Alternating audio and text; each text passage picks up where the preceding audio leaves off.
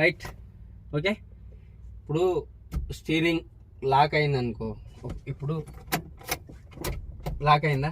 ఈ లాక్ అనేది steering lock అవుతుంది. సో ఎప్పుడు మనం కీ తీసిన తర్వాత స్టీరింగ్ ఎటన్నా ఒక సైడ్ తిప్పితే లాక్ అయిపోతుంది, ఆటోమేటిక్ లాక్ అవుతుంది.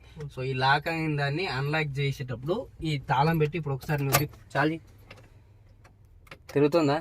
సో అట్లా డైరెక్ట్ తిప్పితే తిరగదు, కాబట్టి దాన్ని కొంచెం మనం ఇట్లా ఇటన్నా ఒక సైడ్ స్టీరింగ్ అని కీ తిప్పితే స్టార్ట్ అవుతుంది. అర్థమైందా?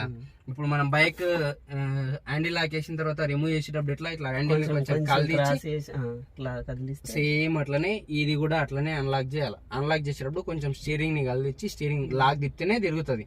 లాక్ తిప్పకుండా అట్లనే మనం డైరెక్ట్ పట్టుకుని గట్టిగా తిప్పినాం అనుకో కీ ఇరిగిపోతుంది. ఓకేనా? స్టీరింగ్ లాక్ అయినప్పుడు అన్లాక్ చేసేటప్పుడు ఖచ్చితంగా కొంచెం స్టీరింగ్ ఎటో ఒక సైడ్ ఇట్లా అని తాళం తిప్పాలి. ఓకేనా? ఎటన్నా ఒక సైడ్ ఇట్లా తిప్పి పట్టుకుని అన్లాక్ చేయాలి. రైట్, అర్థమైందిగా? ఒకవేళ లాక్ చేయాలనుకుంటే డైరెక్ట్ మనం కీ మొత్తం ఆఫ్ చేసేసి కీ తీసిన తర్వాత స్టీరింగ్ ఎటన్నా ఒక సైడ్ తిప్పితే అదే లాక్ అయిపోతుంది. ఓకేనా? అర్థమైందిగా?